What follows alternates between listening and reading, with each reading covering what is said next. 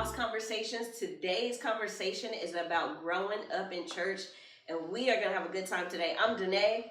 I'm Sherelle. I'm Terrence. And I'm Vaughn.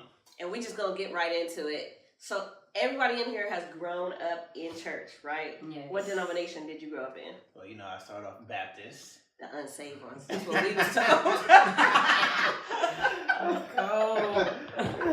Grew up Baptist, and I'm proud of it. You know, I didn't stay Baptist the whole time, but that's where I got my foundation from. Terrence?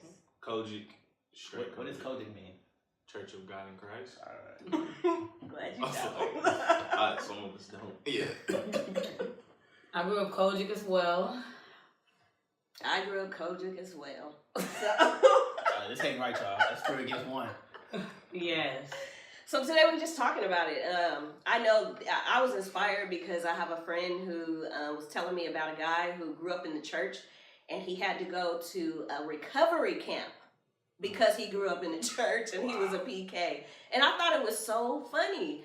But the fact of the matter is that some people really grow up in church and have terrible experiences that they actually need to be recovered from. Mm-hmm. And some of the experiences aren't terrible, but sometimes when you're locked into certain rules, regulations, traditions, certain things that are not even founded in the Bible, sometimes it does mess up your mind to when you come out of that, to when you find out the truth. Sometimes it can really just kind of play games with your mind. And so, you know, so it must have been a serious thing for him, you know, to have to go to an entire recovery camp. I didn't even think it was real. I thought it was fake. I thought they was lying, making it up, because I never heard of such a thing in my life. But I do understand that that is some people's experience. So we talking about growing up in church, and we just sharing some of our experiences in hopes of, you know, maybe somebody getting free or having a better understanding of some of like the things and the ways that happen. Right. I know one thing, like Vaughn said, he grew up Baptist, and you know, what was you taught about Kojic people? Man, we stay away from y'all. It was just like they the uppity people. They got their own song. You can't just. You gotta be born in. You just can't be joined in. Wow, I never even heard that. So we was told to stay away from the Church of God in Christ. And the crazy part about it is that when I went on my own, that's the very first church I joined.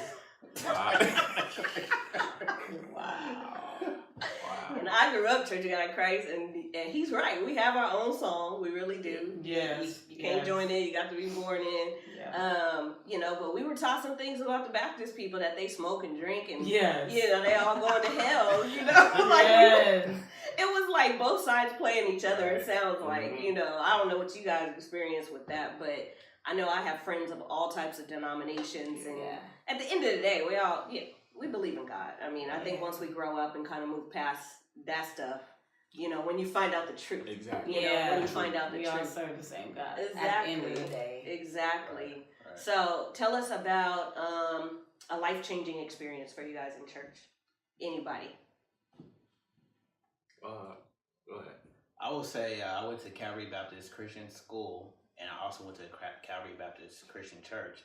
So where I went to school is where I went to church, and where I went to church is where I also went to school. So you literally lived. I literally lived. I know, like I lived. But what I loved about it, it was like a community.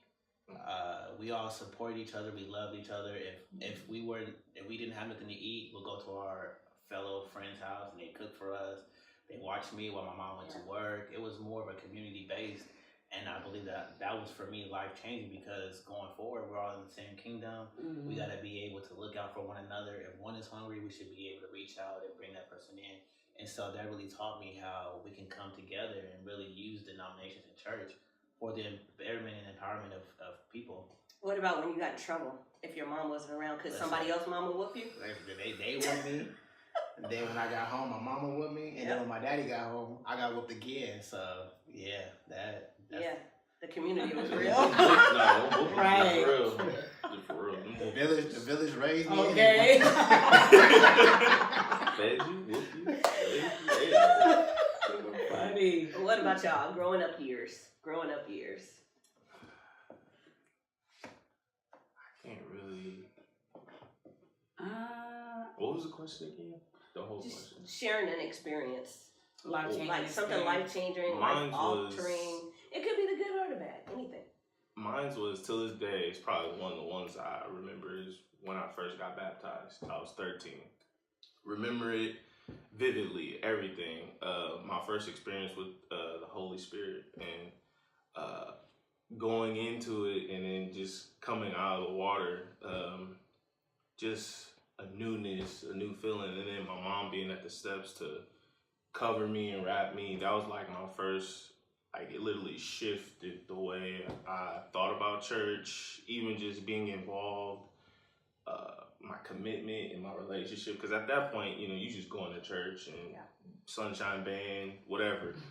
But then I really begin to get an understanding, another level of relationship with God. Then That's good. For me, I was in elementary. I was like 6th grade, and I had a teacher. Her name was Miss Finity. Wherever she is, I just want to say thank you if you're listening. But I was really a misunderstood kid, challenged in a lot of ways. Okay, I was kind of bad, but you know, I was kind of bad, so they put me in an opportunity class, and she used to just like, you know, make me read scripture. She didn't know that, you know, I grew up in a home that was, you know, God all day, every day. But she really just challenged me to really pray and read my word and just, you know, basically be a better kid. And what changed me with that experience was, you know, I believe God was following me at that point. I was just like, dang, like, why everywhere I go, it's like, God this, God that. So it just really just changed my thought as a young girl that, okay, maybe God is real. Maybe I would just, you know, believe in him. And that's what made me believe in God, pretty much. That's good. My experience that is most memorable was when I got baptized too. The first time I was 6 years old, and I thought I was going to die. I thought I was going to drown for real. It was so scary. Damn. I didn't understand I didn't know what was going on. I just knew I was forced to just get in that tub, and my dad said, "Get it together. Like, you're not going to die." Being dramatic. But, you know, and then I was scared after that. And then when I got my own relationship with Christ, I knew it was important that I take that step, knowing now what it meant. And so, like you said, just that meaningful experience, just coming out as like this new person and stuff like that. So that was my most memorable experience in church. And I know, like, in church, things have changed over the years. We have changed over the years, you know, from our growing up years until now. And I know that there's some things that have impacted us throughout the years, right? Mm-hmm. And so there's like traditions and ways of our churches that may sway you a different way, right? Mm-hmm. Because like you talked about a relationship with God, sometimes because we grow up in the church and some of the stuff we see and some of the stuff we experience, sometimes it alters our the way we view a relationship with God, right? Because we don't really give that a fair chance because of this. Yeah. So, what are some of the challenges that you see regarding like that concept, the traditions, the things that kind of are like, okay, this is more habit than what God has said. This is more what you want to do, you know, because it's just been that way for years. Yeah, you know what I mean. Versus what even the Bible may have said, you know, the things that cause church hurt, the things that cause people to feel manipulated, the things that cause people to feel abused, even in the church, and maybe not even have a good experience with the church, and therefore their experience is impacted with God. Anybody can go. I think I would first say that all traditions are not bad traditions. There are some traditions that we need that make our practice, our worship to God effective. Like we go to church every Sunday. That's a tradition. Right. You know, we sing a praise song and a worship song. We have offering and word. That's tradition. But when we allow traditions to then hurt or manipulate or really deter other people, I think that's when traditions get bad. For instance, if I go to church and it's been our tradition not to walk down the middle aisle, but if somebody that comes into the church doesn't know, and they try to walk down the middle aisle, and you're like, oh my God, no, this, that. Like, really, now we've allowed that tradition to really hurt somebody's experience. Yeah. Because not all traditions represent God. Like, you know, I don't know where the middle aisle rule came from, But we can't allow traditions to then hurt other people, and so we have to recognize traditions, but understand that each tradition has its place. Yeah. And so, traditions for me could be a good thing. It all depends on how you use it. But a lot of churches we have used it negatively, and I think that in order for the church, no matter what denomination you're in or non-denomination, in order to grow and expand, we have to reevaluate our traditions and saying, hey, is this bringing glory to God or bringing glory to man? Yeah. So how has your relationship with God been impacted over the years because of tradition?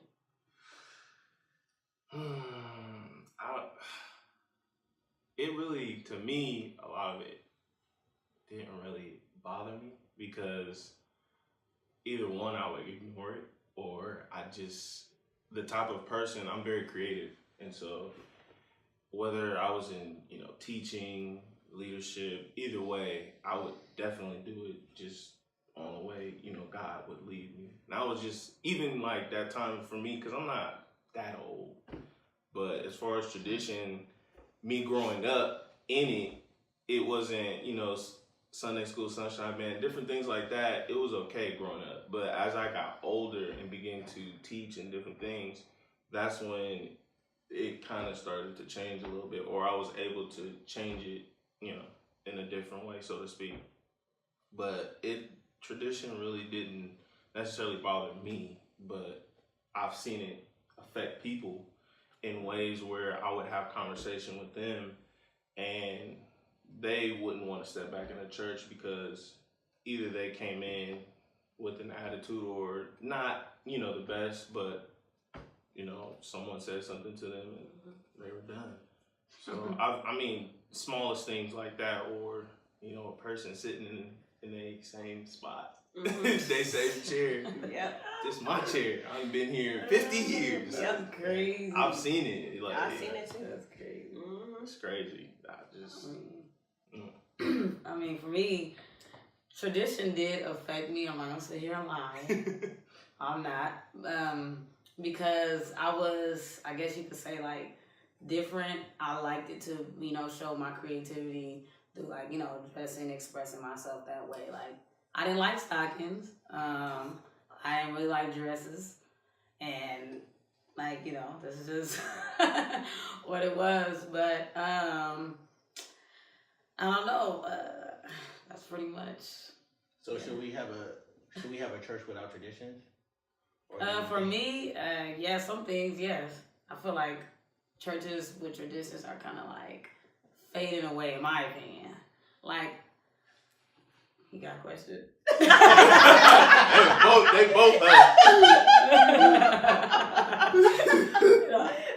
I was gonna let her speak, and she made some good craziness. I was gonna wait till you was done.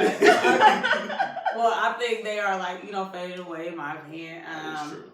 I think, don't be mad at me for saying this, but I think like choirs are like at this point are unnecessary. I mean, they have some choirs where they have like a big choir day, annual days where they have a bunch of choirs and it's dope.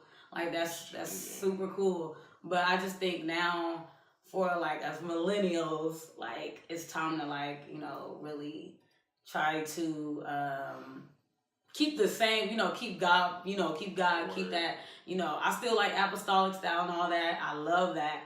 I'm just saying, like, we just have to get rid of some things that are just unnecessary at this point.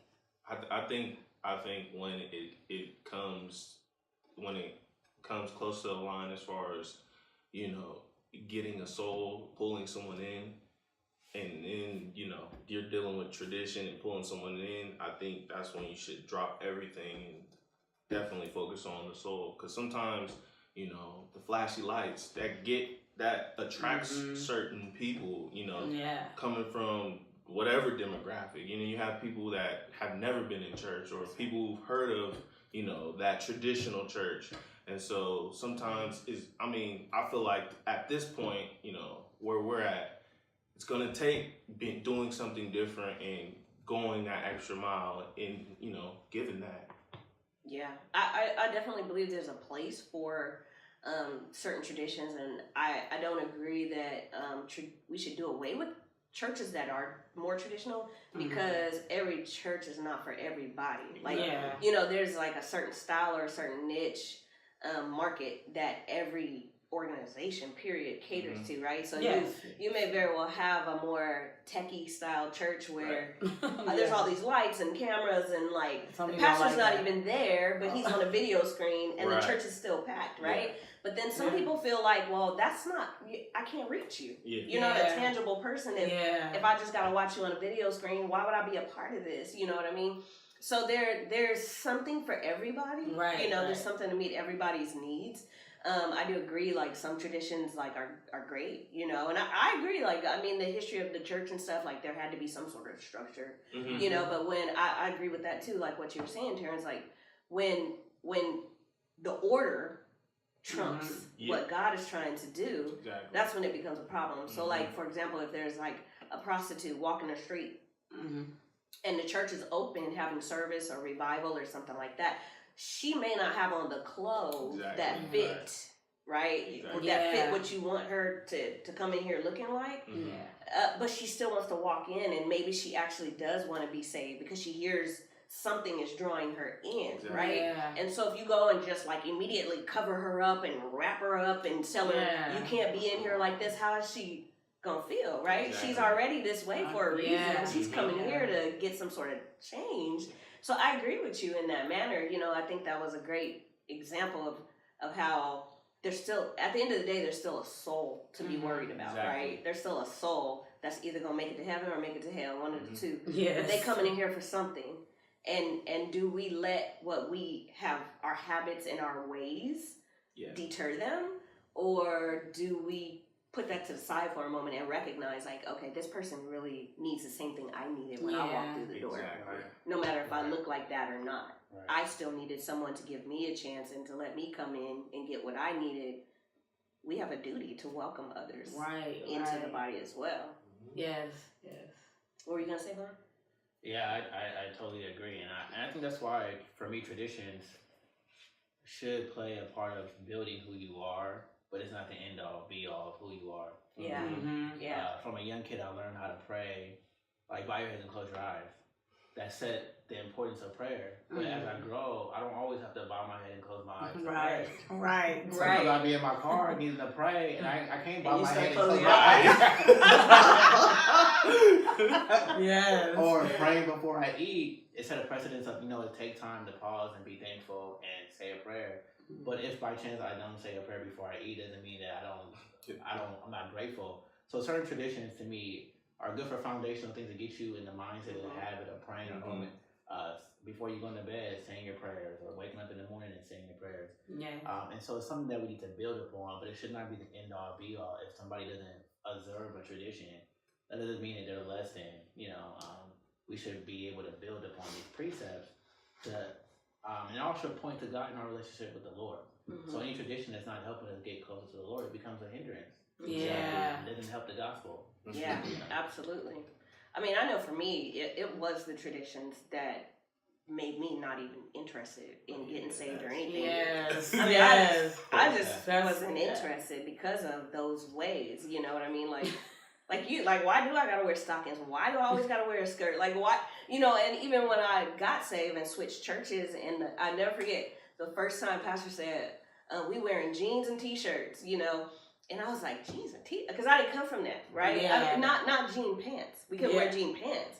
We could wear a jean skirt. That was casual. That wasn't, you know, we could wear jean pants. So even though I was now saved, I still took those traditions with me because that was my whole life. Like, that's what I knew, right? So even though I disagreed with them, it still was something I took with me. So it followed me, and I allowed it to. So even in a place where it's like, you don't have to do that anymore, you know? It's like, what? Like, well, that's weird not to do it. Like, you know, so now I'm battling something else because I'm trying to figure it out. Did you feel like you were stuck, like type of like bondage type of thing? Like, I don't know. I guess that's a good term for it. I mean, was it like cultish? Yeah.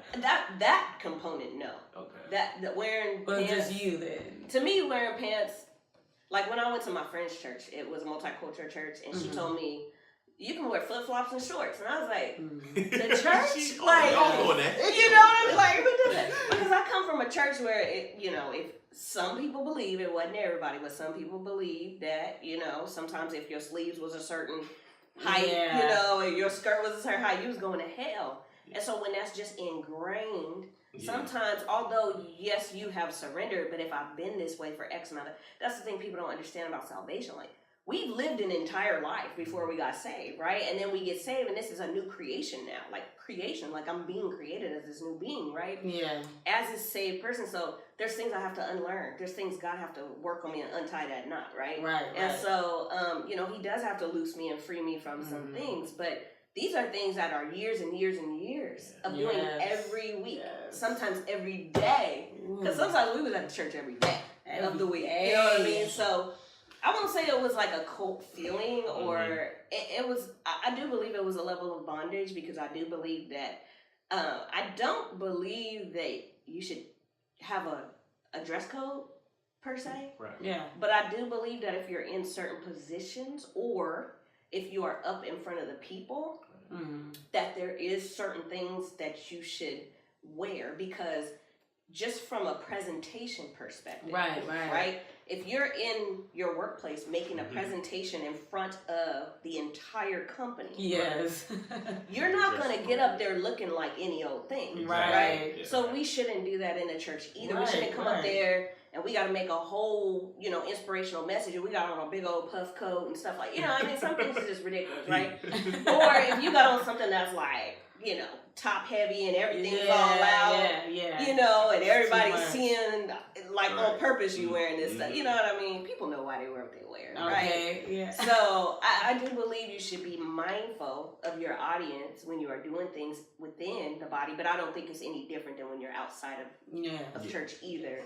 But like I said, I don't believe that it's cultish. I do believe it's a change that the individual does have to either adapt to or not, because some people believe, from the old school, when church was founded and all this stuff, like the people dressed up for church because that was like the one thing they had status and prestige, and that was the one good thing. If you're a slave all day and you get to go to church and just praise and hear about a God that's so good and all this stuff, you're trying to give your best, and so that's your best. So I get that, right? But for me, my best is the fact that I showed up. Right. To me. For me. But that's for me. And I think it's because we have to understand why these traditions, like you said, were established. Yeah. Back then. It was different. It was different. But it was, you dressed up, like that's, me dressing up, like you said, was me presenting my best. My best. And so that worked for them. But as we progress, if we don't continue to progress with the times, then we start using old things that worked back then into a new way, and it becomes a hindrance. So now in the 21st century, where now you have CEO people with jeans and t-shirts, and you have people who are millionaires dressing casual. And now, or you can have a 3-piece suit on, but be the nastiest person you could be. Now it's time to reevaluate what we have established and say, you know what, like, you can be free to wear what it is because you have a relationship with the Lord, and the Lord's not going to have you walk outside looking crazy. The Lord on the inside will govern, like, what you should and should not wear. That's a great point, because you could have on a whole suit and have all these positions and still be committing crimes, rape, molestation, abuse. I mean, stealing stuff. You could be doing all types of stuff right in the church, but you look the part. You look like we want you to look. So it's almost like excusable, And then when it happens, it's like, what? That person? Like, really? That's not possible, But it's because they looked a certain way. It just wasn't expected. It was expected from the other person that didn't look that way. That's crazy. So I mean, there are ways, I do believe, that create culture. I call it. When you have certain groups within the group and nobody else is invited and included, and everybody is kind of manipulated in a way to believe certain things. And that's why it's enclosed to just this group. That is a cult. I mean, if you look at a cult, that's what it is, right? Jesus didn't die for us to have our own subgroups. Right. He really didn't, right? I mean, especially within the body of Christ, like, you know, that's why I have a problem with some of these groups that talk about, you know, only the blacks and the Mexicans is getting into heaven. Yeah. Why? How? You know, So y'all don't deserve to get in there. Okay, right? that. You know, or even the denominational line, like I said, we was taught, you know, Baptist this and that, and I come to find always out that division, even some of the, always. you know, I mean, and nobody's perfect, right? No. So it doesn't matter what denomination you're in. You got your own issues as well, right? Like, so how you guys feel like growing up in church, like the expectation that is placed on you guys? Like, how you guys deal? How you guys deal with that? The expectation of, well, you grew up in church. This church is all you know. How you deal with that pressure of the expectation that is placed on you automatically because you have grown up in church? Yeah, you have no choice. You got it? Go ahead. Go ahead. I mean, for me, it was like I was just a person that just like, I didn't really, I don't want to say that. Okay, I didn't really like care. It was like, yeah, I grew up in church, so like this is my life, like it's my lifestyle, like, and I love it. I mean, I grew to this, so of course, you know, when you grow up with something, you learn to love it, you learn to cherish it. But it was just, I feel like I didn't have really no expectation because I guess it was me. Does that make sense? Mm-hmm. So it's just like, oh, nobody's gonna really, you know, care about what Sherelle's doing. But reality, I went to a club. They were like, it's about time for church. I'm like, what? Like, you know, I was just kicking it, and then I started feeling conviction, and that's why, like, you know, reality hit, and I was like, dang. So they looking, and I was just like, okay, Sherelle, you gotta get it together because if they're watching, you know, there's an expectation on your life, and that's when I knew that I had to get it together for the sake of, you know, my friends and associates that were around me. That's when I knew I had a mantle. I was like, okay, they watching for real. So even on like Facebook, Instagram, they all, you know, they're watching literally. So they'll make comments and everything, and sometimes I was like a little. Like, Jesus is why. Stretch your hands out. I was like, Jesus. But I just had to stay focused, and the more I really dedicated myself more to God and got to know Him, it helped me, and you know, it really like helped me humble myself because I knew that it was people looking at me and expected a lot from me. So I get calls all the time, and there's a certain expectation that they're trying to get, and I have to give it to them. So I just stayed in alignment with God from that point on. So, yeah. Yeah, mine is a lot of bit different. Yeah, he got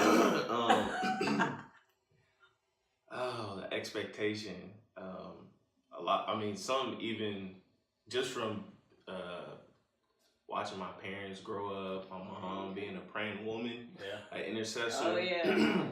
Oh yeah. I mean, right. And then it just exactly. I don't know what but it's you gonna be right. something is.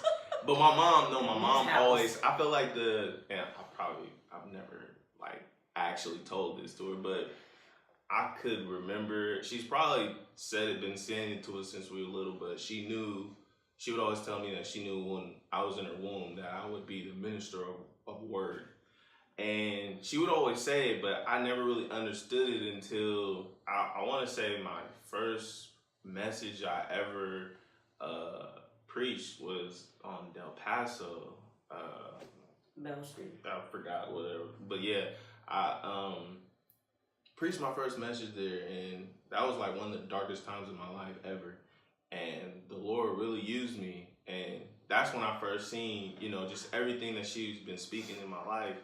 And so, I mean, after I preached that message, I promise I backslid for a while. I promise you, because after I preached that message, the enemy, like, it was just like another level of pressure and, you know, fear, doubt, and then it was just like me seeing the potential in myself, and then growing up around preachers, growing up around, you know, my cousins, my uncles, it's just, you know, a line of preachers and singers, and seeing that and, you know, watching them, you know, some, you know, either, you know, fall or, you know, go through what they go through, just whatever.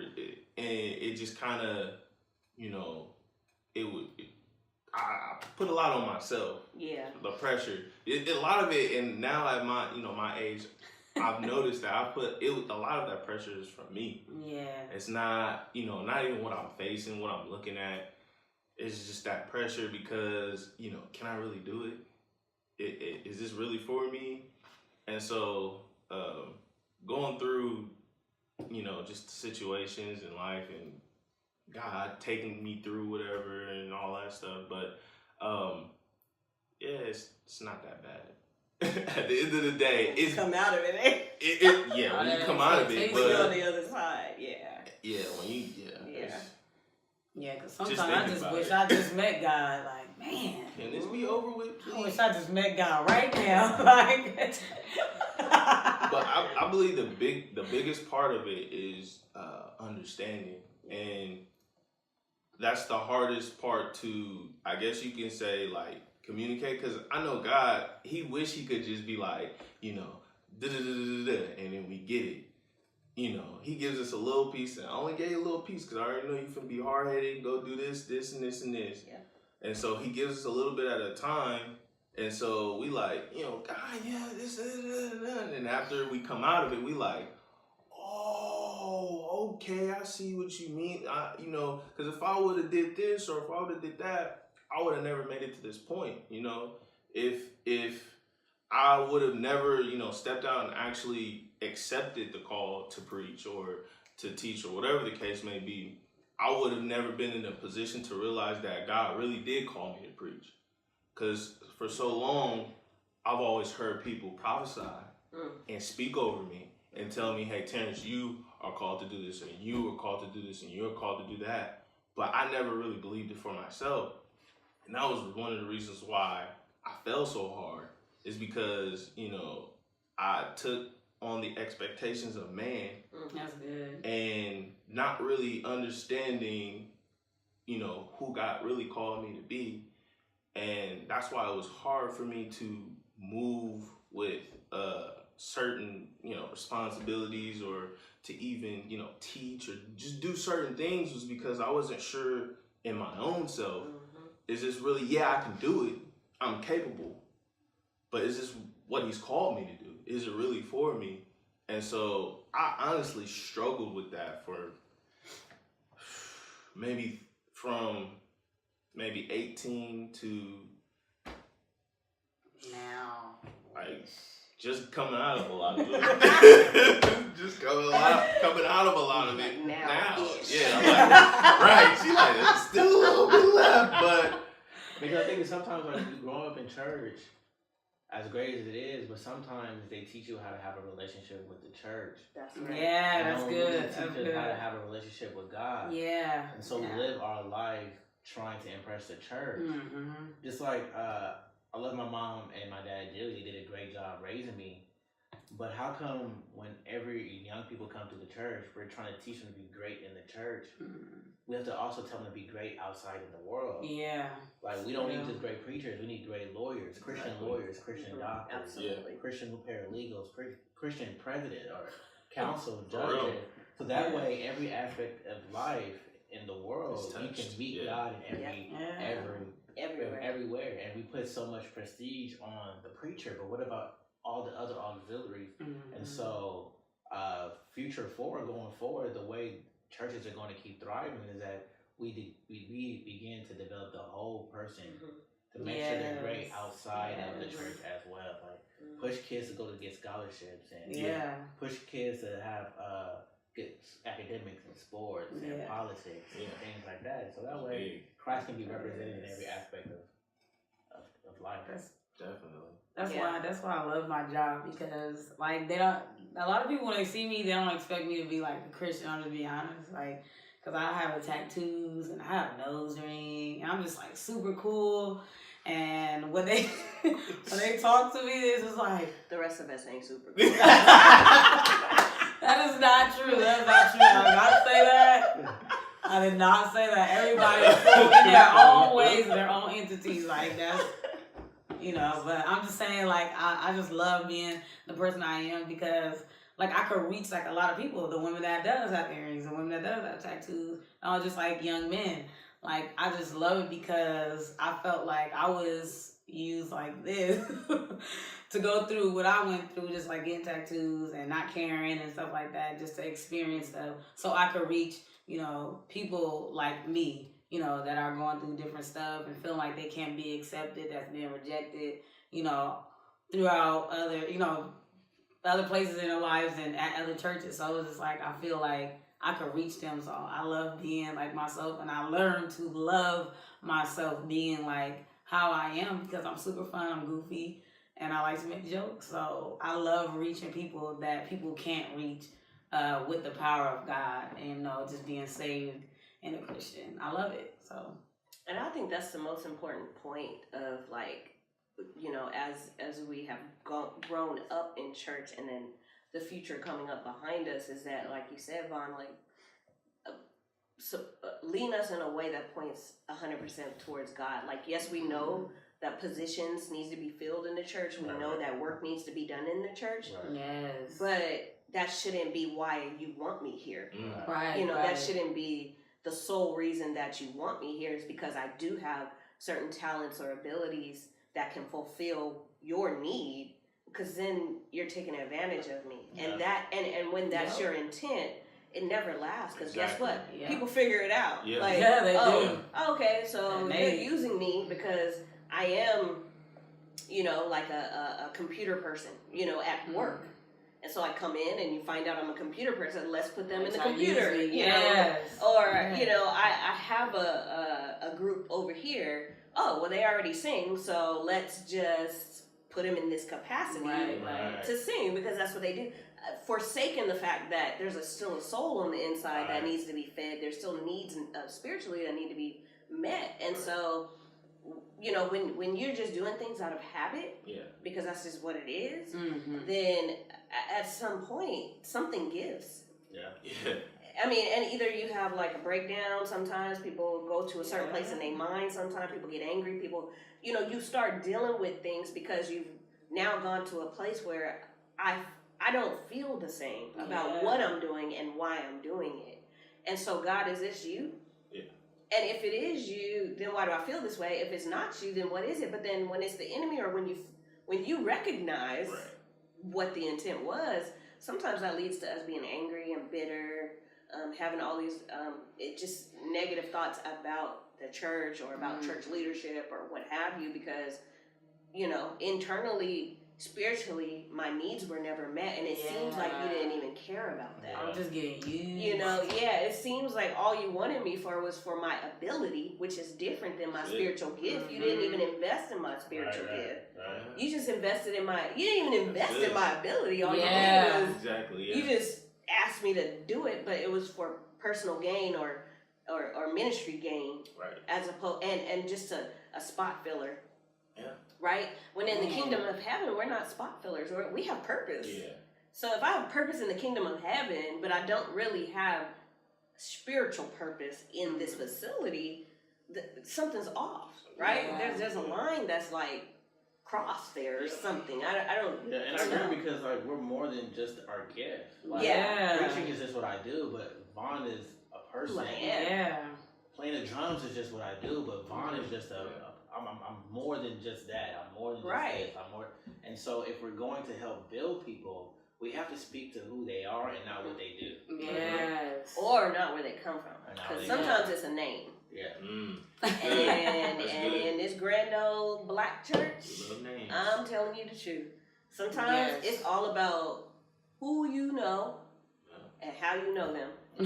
Because if you're a relative, you get all these perks. You know? Or if you're one of them outcasted relatives, it's like, oh no, we don't even fool with them. You know what I mean? Or cool. If you you so and so, you related to come on this platform or do this or do that. You get all these doors open for you. So it's almost like sometimes you walk in a place and you just want to say, whether you relate to the people or not, because you know some of the perks behind it. So it just becomes like the mafia. you know, or like some street gang where it's like, you know, what set you from, you know, what church you from, right? What denomination you from, what family you from, you know. It becomes no different because you still fighting. I mean, that's the same approach. Yeah. You know, it's just brought from here to here. It's from one setting to the next, and so. But the problem I have is that the focus in this place is supposed to be souls, but the focus in this place, of course, is whatever that intent is for the gang or for the mafia or whoever. You know what I mean? But the souls are still at stake here, right? Who's gonna answer for those? Yeah. Do you think, and maybe we could probably use this for maybe a part 2 later or something, but do you think is that because some people have not attained the success that they might want in their career, that they use the success of the church to try to trump or make other people feel better? So maybe if I'm not a CEO in the world, but I become a pastor here, now because I feel that I failed over here, I'm just going to be like, oh, I'm better than this, and I'm better than that, and you guys deserve. Like, do you think that some people are overcompensating in their title in the church because of maybe they feel less than in their accomplishments in the world? Yes, I do. You know, I feel like sometimes people I do too. But the higher you go up in the church, it's supposed to be more the depth you need to serve. But it's more people trying to serve. You know what I mean? Like, I think but if you are as successful at home, then I can come in the church and be okay because my sense of who I am is not feeling threatened. Right. And that was like one of my biggest struggles too. Was like, you know,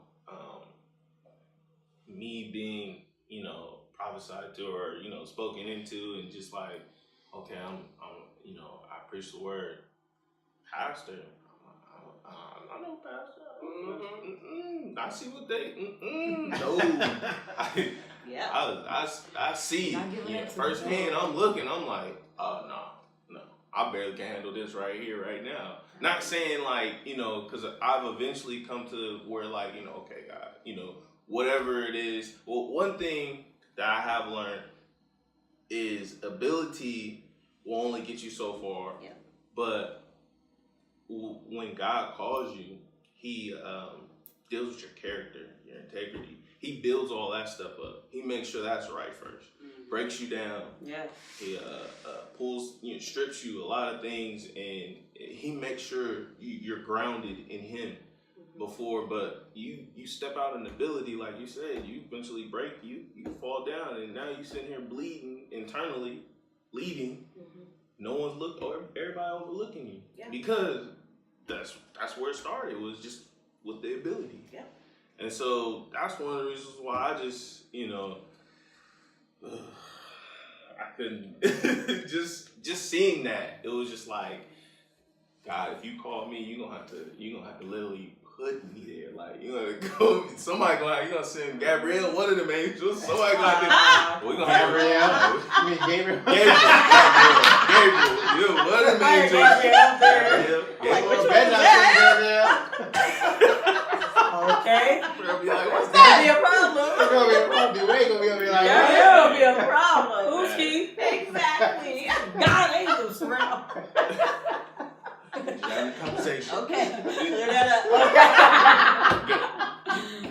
So funny. Well, this is a great place to wrap this one up. Yes. You guys have a group. You guys are artists. Yes. You know, you represent Christ in different ways, and something that just, you know, reaches out to the community, it reaches out to the young people, and just has a niche market. So tell us about that as we close and wrap this up. Give us your Instagram. How can we follow you? How can we support you guys? Well, my name is Sharrell Angela on Instagram, CharrellAngela. That's it. On Instagram, on Twitter, on Facebook, Sharrell Angela everywhere. I'm an artist, and I'm also a barber, so if you need some fresh fades in Sacramento, California, hit me up. Cool. Hit me up. All right. I have a group, 3GXM. We do have Twitter, but you can follow us on Instagram, 3GX Music.